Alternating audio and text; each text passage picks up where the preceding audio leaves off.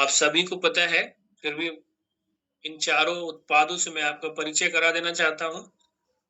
तो चारों उत्पाद हैं वो हमारे हैं, पहला है वैदिक एग्रो फ्रूबिटा, दूसरा है वैदिक एग्रो इको हरियाली, तीसरा है वैदिक एग्रो पीजीपीआर और चौथा है वैदिक एग्रो एग्रो 90।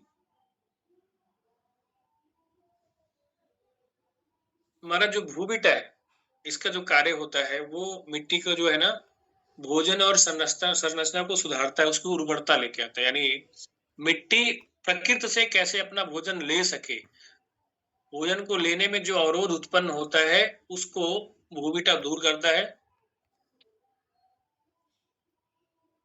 और इको हरियाली जो हमारी है, इको हरियाली ये हमारे पौधे के अंदर प्रकाश संश्लेषण की क्रिया को अच्छी तरह से करता है। और पीजीपीआर जो है, पीजीपीआर जड़ों को मजबूत करता है, जड़ों में एब्जॉर्बिंग वगैरह डालता है। और एग्रो 90 जो है, ये हमारा इन तीनों को जब अलग अलग प्रयोग करते हैं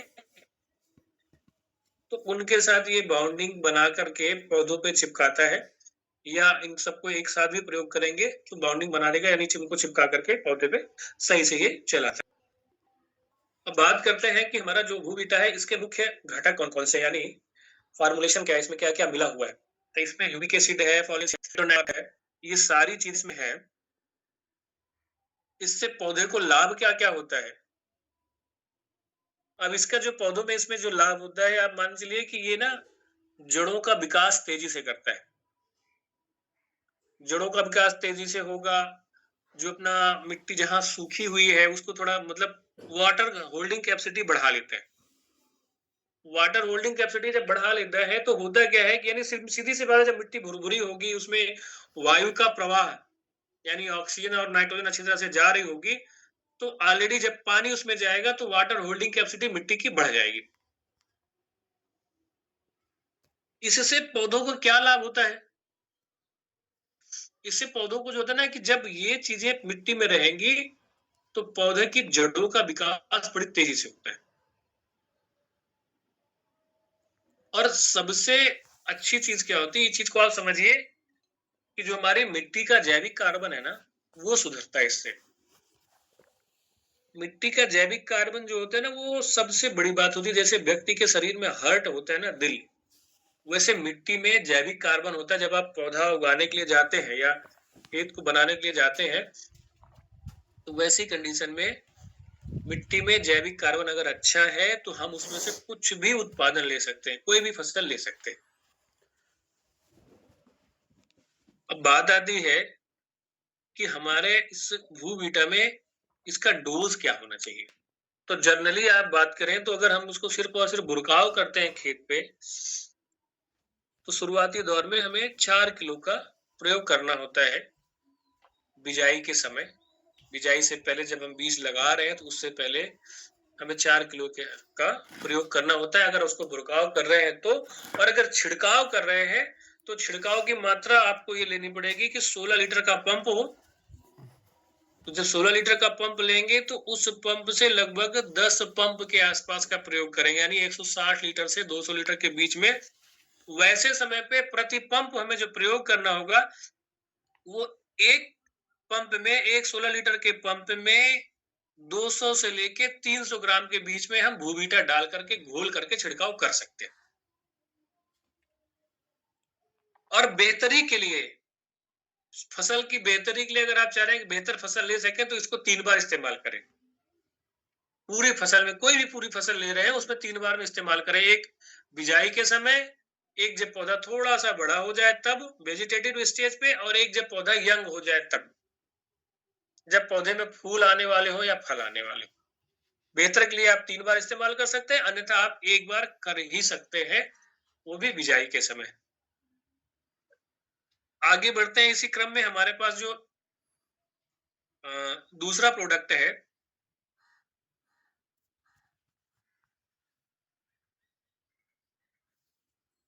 वो हमारा है अपना इको हरियाली, जिसको ऊर्जा टॉनिक के रूप में भी जाना जाता है। अब इसमें सबसे पहली चीज है कि ये जानना जरूरी है कि आखिर में इको हरियाली में मिला क्या-क्या है। तो इको हरियाली में सीवीड एक्सट्रैक्ट है। सीवीड एक्सट्रैक्ट का मतलब हो गया जो समुद्री शैवाल होता है। ये क्या काम करता है? ये फोटोसिंथेसिस की प्रक्रिया को बढ़ा देता है। अमीनो एसिड्स है, ह्यूमिक एसिड है, फॉल्मिक एसिड है, सारा इसमें मिला हुआ है। तो इससे क्या होता है कि जब हम पौधे के ऊपर इसका छिड़काव करते हैं, तो छिड़काव करते समय या खेत में डालते समय, डालने के बाद जब इसमें ह्यूमिक एसिड और फॉल्मिक एसिड से मिट्टी में मिलते हैं, तो पौधों के लिए बहुत फायदेमंद होते हैं। सीवीड एक्सट्रैक्ट जो है वो फोटोसिंथेसिस प्रक्रिया को बढ़ा देता है। तो जब हम प्रयोग करेंगे इसमें, तो उससे क्या होगा कि एक तो ये सारी प्रक्रियाएं बढ़ेंगी, चाहे प्रकाश संश्लेषण की क्रिया हो। तो जब प्रकाश संश्लेषण की क्रिया बढ़ेगी तो पत्तियों पे मतलब हरियाली अच्छी रहेगी, और जब हरियाली अच्छी रहेगी, हरित लवक से प्रकाश से वो भोजन अच्छी तरह से बनाएगा, तो वैसे समय पे क्या होगा? अधिक फूल आएगा, अधिक फल आएगा। जब अधिक फूल और अधिक फल आएगा तो हमें अधिक लाभ भी प्राप्त होगा। और सबसे बड़ी बात जो होगी वो ये होगी कि जो मिट्टी के जैविक कार्बन हैं, मिट्टी के जैविक कार्बन को भी ये एक्टिवेट करता है। जैसे मैंने बताया आप सभी को कि जैसे शरीर में हार्ट का काम होता है, वैसे मिट्टी में जैविक कार्बन का कार्य होता है। जब आपकी मिट्टी का जैविक कार्बन अच्छा बना रहेगा, तो आप उसमें कुछ भी डालेंगे, कुछ भी उगाएंगे, उगता हुआ जाएगा। लेकिन अगर आपकी मिट्टी का जैविक कार्बन खराब है, तो फिर उसमें जितनी ज्यादा खराब होती जाएगी जैविक कार्बन, वैसे वैसे मिट्टी बंजर होती जाती है। अब बात करते हैं कि जो इसका प्रयोग है, इसकी प्रयोग विधि जो रहेगी, यानी जो डोजेज रहेंगे। मेरा निवेदन है, मेरा आग्रह आप सभी से है कि आप अपने पास जिनको जिनको लिखना है, आप कॉपी और पेन लेके साथ में रखें। जो इनके डोजेज है, जब आप यही इको हरियाली 16 लीटर के पंप में डालते हैं, तो आपको 30 ग्राम से 50 ग्राम 16 लीटर के पंप में डालना होता है। 30 ग्राम से 50 ग्राम आप डालेंगे तो 16 लीटर के लिए पर्याप्त है। और 1 एकड़ में लगभग 16 लीटर वाला 10 पंप प्रयोग होता है, 10 से 11 या 12, यानी टोटल 160 लीटर से लेके 200 लीटर तक का पानी जब आप स्प्रे करेंगे, तो पूरे 1 एकड़ के खेत में जरूरत होती है। और एक 16 लीटर के पंप का जो डोज बनाना है, वो इको हरियाली का 30 ग्राम से लेके 50 ग्राम डालना है। ठीक है, छोटी खेती है तो अगर 1 किलो पानी में डालना चाह रहे हैं, तो 2 ग्राम प्रति लीटर डाल सकते हैं। और आपको एक चीज और बता दूं कि अपने पास जो एक प्रोडक्ट है एग्रो 90 का प्रयोग इन तीनों प्रोडक्ट के साथ करना है। अभी डोजेस मैं बताता हुआ जा रहा हूं, पहले तो इसकी एक एक प्रोडक्ट के बारे में जान जाइए। जो एग्रो 90 है, जैसे आप ये एक इको हरियाली का छिड़काव करेंगे, तो एग्रो 90 का प्रयोग इसके साथ जरूर करें। या भूवीटा का प्रयोग कर रहे हैं तो उसके साथ एग्रो 90 जरूर डालें। या पीजीपीआर का प्रयोग करें तो उसके साथ एग्रो 90 जरूर डालें। तो अभी ये बातें आपको क्लियर हो गए कि हमारी इको हरियाली की डोजेस कितनी होंगी? 30 ग्राम से 50 ग्राम 16 लीटर के पंप के लिए। अब आगे बढ़ते हैं, जो हमारा तीसरा प्रोडक्ट है एग्रो 90 पीजीपीआर। अब एग्रो 90 पीजीपीआर क्या है, इसमें किस चीज की मात्रा है और कितनी कितनी मतलब क्या क्या चीजें इसमें है, तो आपको बता दें, इसमें एजिटोबैटर है, पीएसबी है, राइजोबियम है, बेस्कुलस है, कई चीजें इसमें हैं जो हमारे ना पौधों की जड़ों को सही करते हैं। पौधों की जो जड़ें हैं ना, उनको मजबूत करेंगे, मिट्टी की जो नाइट्रोजन होल्डिंग कैपेसिटी है वो बढ़ाती है, वाटर होल्डिंग कैपेसिटी बढ़ती है। अब इससे क्या होता है कि जड़ों की वृद्धि बढ़ती है। आप सबको पता होगा, ध्यान होगा कि जो राइजोबियम कल्चर होता है, वो अरहर की खेती में या दलहन की फसलों के जड़ों में ज्यादा होता है। और ये राइजोबियम्स क्या है, क्योंकि जो दलहन वाली फसलें होती है उनकी जड़ें तेजी से जाती है, वहां से राइजोबियम कल्चर लेके पीजीपीआर जो बनाया जाता है, तो उस कल्चर को जब दोबारा से हम खेतों में किसी भी फसल पे डालेंगे, तो वो उसकी जड़ ऑलरेडी तेजी से बढ़ती है। यहाँ एक वैज्ञानिकता वाली आप चीज समझिए या नवाचार वाली जो चीज समझिए कि पहले के समय में जब हम कहते थे ना कि अभी भी है कि खेत में अगर आपको खेत अच्छा बना के रहना है तो हर बार बना के रखना है तो हर बार फसल बदल बदल कर बोए। जब आप हर बार फसल बदल बदल के बोते हैं तो वैसे समय में खेत में बदलाव आते हैं। जैसे होता था कि पहले लोग जो कहते थे कि पहले उन्होंने दलहन कर लिया, फिर तिलहन कर लिया, फिर गेहूं लगा लिया, फिर धान लगा दिया, फिर सब्जियां लगा दी। तो उससे क्या होता था कि खेत में बदलाव होते रहते थे तो मिट्टी का जैविक कार्बन अच्छा बना रहता था। और जो राइजोबियम्स है, पीएसबी है, ये सारी चीजें जड़ों से ही निकल के आती हैं। जैसे अपना दलहन की जितने भी दाल वाली फसलें हैं उनकी जड़ों में ये बेहतरीन मात्रा में पाई जाती हैं।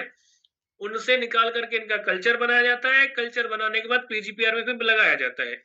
एज़ोटोबैटर भी ऐसे ही एक जो है ना माइक्रोब्स है और पीएसबी भी ऐसे ही माइक्रोब्स है। तो सबको मिला करके जब हम पीजीपीआर बनाते हैं और पीजीपीआर का छिड़काव जब हम अपने खेत में करते हैं तो सारे गुण उसमें आने के बाद एक तो जड़ भी अच्छी होती है, पौधा भी अच्छा होता है। जब जड़ अच्छी होगी तो पौधा अपने आप हष्ट-पुष्ट होगा और जड़ें गहराई तक जाती हैं।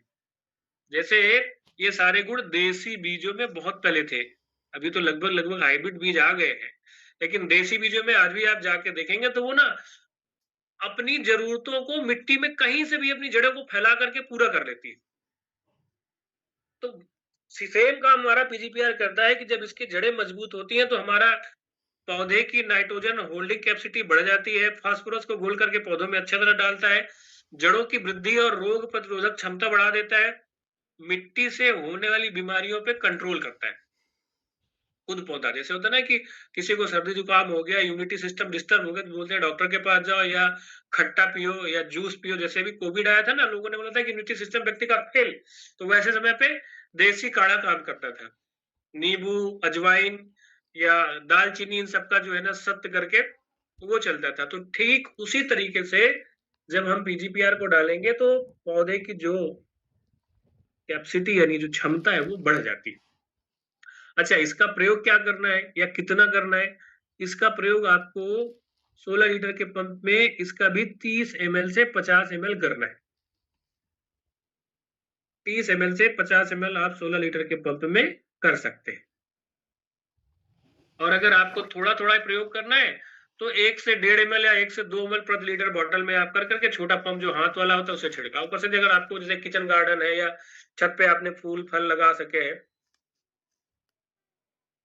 तो आगे बढ़ते हुए जब चलेंगे तो हमारा जो तीसरा यानी जो हमारा चौथा प्रोडक्ट है ये महत्वपूर्ण इसलिए है कि ये इसका जो काम है ना चिपकाने का यानी बाउंडिंग का काम। इसमें क्या मिला है? ये नॉन आयनिक सल्फेंट है और सिलिकॉन बेस्ड पॉलिएस्टर है। एक सीधी-सी भाषा में आप समझिए कि एक झाग वाला चिपकाने वाला एक ग्वारगम है, आप ये समझ सकते हैं। जब हम जो हमारी तीनों दवाएँ हैं, इसके साथ जब मिक्स करते हैं और जब पौधे पे छिड़काव उसका करते हैं, तो पौधे पे दवा होल्डिंग कैपेसिटी बढ़ जाती है। जो भी दवा हम डालें, जो हमारे तीनों दवाएँ हैं, जो 16-16 लीटर के जो पंप बनाएँगे, उस पंप में इसको भी थोड़ा डालना है, तो उससे क्या होगा कि वैसे अभी हमें मान लीजिए 25 दिन में दवा देने की ज़रूरत पड़ती है। तो इसको डालने से ये हो गया कि वो 25 से लेके 35 दिन के बीच में हमें ज़रूरत पड़ेगी, यानी समय बढ़ जाएगा। या 30 से 35 दिन में हमारा समय बढ़ जाएगा। 10-15 दिन समय ऑलरेडी बढ़ गया। और अगर अचानक से बारिश या धूप में कोई मौसम में बदलाव आता है, तो उससे होने वाले रोगों से बचाव होगा क्योंकि ये दवा को चिपका के रखता है। और जो दवा की एक्स्ट्रा बर्बादी है ना, उसको रोकता है ये। अब बात ये आती है कि इसको प्रयोग कितना करना है? तो सबसे पहली चीज़ ये ध्यान करके रखो कि इसका कभी भी अकेले प्रयोग नहीं करता है। कभी भी इसका अकेले प्रयोग नहीं करना है। क्योंकि इसको जैसे ना इसका काम होता है जस्ट लाइक पट्टी।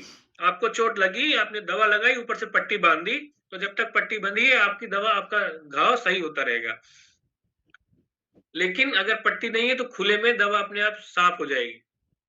तो आप ये विशेष कर ध्यान रखें कि हमारा जो एग्रो 90 प्रोडक्ट है, ये भूवीटा के साथ स्प्रे रूप में भी और अपना पीजीपीआर के साथ भी और इको हरियाली के साथ, ये तीनों के साथ आप इसको डाल सकते हैं।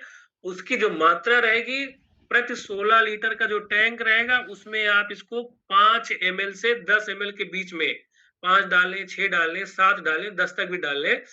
इसके बीच में ही प्रयोग करना है 16 लीटर के टैंक में। और जो दवा उसमें डालना है, जो डोज़र बताया, उस हिसाब से उसमें डालें। इतनी बातें क्लियर हो गई?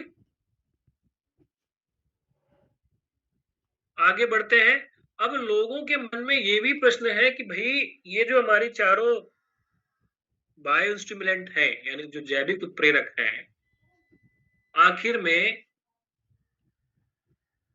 ये हम कहाँ-कहाँ प्रयोग कर सकते हैं? सबसे बड़ा प्रश्न है ये। तो कहाँ-कहाँ का मतलब हो गया किन-किन फसलों में कर सकते हैं? तो सबसे पहले हम ये समझेंगे कि हम इसको हर जगह इस्तेमाल कर सकते हैं। इवन अगर आप इसको घास में भी इस्तेमाल करोगे तो घास भी बढ़ा देगा। कभी-कभी लोगों के विषय आए हैं अभी पिछले ट्रेनिंग्स में कि लोगों ने बोला कि साहब हमने पहले ही डाल दिया, यानी बीज तो डाला नहीं, पहले दवा ही डाल दी तो घास उग गई। तो इसका काम है ये, क्योंकि शुद्ध भाषा में अगर बात करें, हमारी भाषा में, मातृभाषा में, तो ये है जैविक उत्प्रेरक। जैसे होता है ना कि कोई व्यक्ति कहता है कि यार बड़े ठंडे पड़े, इनको सफेद मूसली खिलाओ, तो सफेद मूसली खिलाने का मतलब जैविक उत्प्रेरक उनके बढ़ गए, या अश्वगंधा खिलाओ, तो एक्टिवनेस आ जाती है, वही कार्य ये करता है। अब इसको हम किसी भी अनाज में प्रयोग कर सकते हैं, किसी भी, चाहे वो दलहनी फसल है उसमें कर सकते हैं, फल सब्जी में कर सकते हैं, फूलों में कर सकते हैं, जितनी भी है गेहूं, धान, मक्का, सब्जियां, चना, अरहर, मूंग, उड़द, सोयाबीन, आलू, प्याज, गन्ना, टमाटर, मिर्च, बैगन, केला, अंगूर, आम, पपीता, जितने भी है ना, सब में कर सकते हैं। तो और सबके साथ तीनों जो प्रोडक्ट हैं उसके साथ हम एग्रो 90 का प्रयोग करेंगे तो हमें बेहतर उत्पादन और बेहतर रिजल्ट मिलेगा। अच्छा, इन तीनों के प्रयोग से सीधी-सी बात, हमारी मिट्टी भी सुधर रही है, पौधा भी अच्छा हो रहा है, उत्पादन भी अच्छा हो रहा है और रोगों से सुरक्षा भी अच्छी मिल रही है। बचत यहाँ पे हमारी क्या हो रही है? यूरिया और डीएपी पर निर्भरता कम हो रही है। क्योंकि आप यूरिया, डीएपी जब डालेंगे, तो यूरिया, डीएपी डालने के साथ-साथ क्या रहेगा कि यूरिया, डीएपी की मात्रा कम करिए और इसकी मात्रा बढ़ा दीजिए। और एक सबसे महत्वपूर्ण बात, जो वैज्ञानिक तरीके से सिद्ध है, वो चाहे हमारा एंशिएंट साइंस हो और चाहे आज का भी साइंस हो। मैंने बकायदा इस पे हमारा रिसर्च पेपर भी यूरोप से छापा है। ये जो चारों हमारे तीनों प्रोडक्ट हैं, ये बहुत तेजी से काम करेंगे जब आप देसी गोबर का खाद, यानी देसी सड़ी हुई जो खाद होती है 5 उसका भी प्रयोग करते हैं या गौमूत्र का भी प्रयोग कर लेते हैं, तो जो आप ये चारों प्रोडक्ट इस्तेमाल कर रहे हैं, यानी जो तीनों हमारी दवाएँ हैं अपनी, एस्पीसिलियस, सॉरी, अपना एग्रो 90, एग्रो इको हरियाली और भूबीटा और पीजीपीआर। जब इसका प्रयोग आप गोबर की खाद या गौमूत्र के साथ करते हैं, तो आपके खेत में जो माइक्रोब्स हैं, वो करोड़ों की संख्या में प्रति सेंटीमीटर के हिसाब से बढ़ जाते हैं। इसको विशेषकर ध्यान रखिएगा। आप जो चीज़ें डाल रहे हैं बिल्कुल डालिए। जैसे होता है ना कि आप रासायनिक खाद बहुत से लोग डाल रहे हैं, यूरिया, डीएपी डालें तो आप मना नहीं कर सकते। लेकिन उसके साथ आप गोबर की खाद थोड़ा इस्तेमाल करके, गोबर की खाद में इसको मिक्स करके अगर डालते हैं, तो आपके खेत में आपके सोच से ज़्यादा उत्पादन निकल के आएगा। कारण, क्योंकि जो खेत की बाउंडिंग होती है, आपने जैसे खेत में डाला, तो जब ये माइक्रोब्स गोबर में जाते हैं, तो गोबर में बैक्टीरिया बड़ी तेज़ी से स्पीड अप लेता है। और अगर हल्की सी उसमें नमी आ गई, तो ये बहुत तेज़ी से बढ़ता हुआ, फैलता हुआ जाता है। मतलब जैसे ना एक नाभिकीय विखंडन की तरह, 1 का 2, 2 का 4, 4 का 8, 8 का 16, 16 का 16 बार, जितनी बार ऐसे ही बढ़ता हुआ जाता है। तो इससे फ़ायदा क्या है कि आप धीरे-धीरे ऑर्गेनिक और सेल्फ सस्टेनेबल मॉडल की तरफ बढ़ रहे होते हैं, यानी पर्यावरण के अनुकूल भी हो रहे होते हैं। और आज के समय में अब तो सब चिंतित हैं। चिंता का कारण क्या है कि भई जब तक ज़्यादा दिन ज़िंदा रहेंगे तभी तो कर पाएँगे, पता चला 50 साल में ही चले गए, तो सोचा-सुचाया नहीं हो पाएगा। तो जो 50-60 साल में नहीं जाना है तो उसके समय में जैविक का प्रयोग करना ही पड़ेगा। तो इस चीज़ को जब हम आगे अपनाते हुए जाते हैं, तो वैसे समय पे हम जैविक खेती की तरफ और टिकाऊ खेती की तरफ आगे बढ़ रहे होते हैं और अच्छे उत्पादन के साथ। क्योंकि जो हमारा ये बायो स्टिमुलेंट है, यानी जो हमारा जैविक उत्प्रेरक है ना, जब हम ये खेत में डालेंगे, तो ऑलरेडी हमारी सोच से ज़्यादा उत्पादन आएगा। बस उसमें ज़रूरत है सही तरीके से डालना।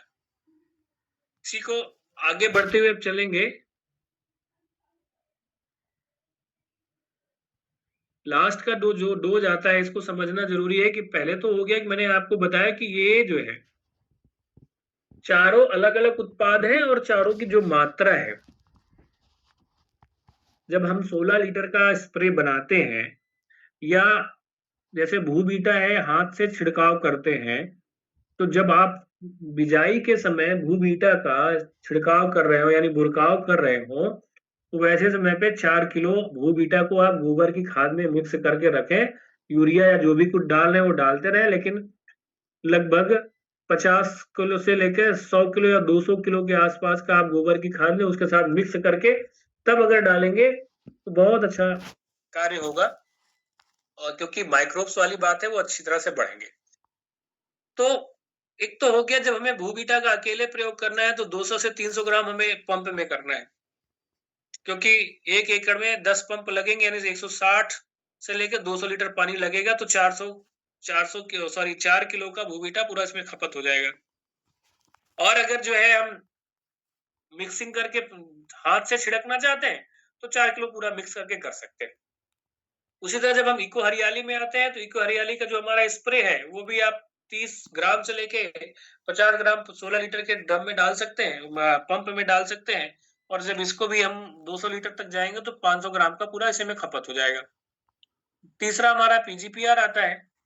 पीजीपीआर जब हम लेंगे, तो पीजीपीआर को भी जब अलग तरीके से डालेंगे, तो क्या होगा कि इसका भी जो स्प्रे है ना 30 एमएल से 50 एमएल रहेगा। चौथा प्रोडक्ट हमारा जो है वैदिक एग्रो 90। ये इन तीनों के साथ डालेंगे। इन तीनों के साथ जब डालेंगे तो क्या होगा कि हम जब खेत में स्प्रे करेंगे तो पौधों पे या जड़ों पे इसकी अच्छी बाउंडिंग बनती है। जो इसकी मात्रा रहेगी वो 16 लीटर के पंप में 4-5 एमएल से लेके 10 एमएल के बीच में डालेंगे। और जब हम मान लीजिए चारों का प्रयोग करना है, एक साथ करना है, तो जितनी मात्रा अलग-अलग डाल रहे हैं, उतनी मात्रा एक साथ डाल देंगे सबको 16 लीटर के पंप में। तो मैं अभी नीचे से ऊपर उठा, अब ऊपर से फिर नीचे आपको बता रहा हूँ कि हमारे पास जो प्रोडक्ट है एग्रो 90 का जो प्रयोग करना है प्रति 16 लीटर में 5 ग्राम से 10 ग्राम के आसपास करना है 16 लीटर में। और अकेले नहीं करना है इसको, ये किसी के साथ भी जा सकता है और सबके साथ भी जा सकता है।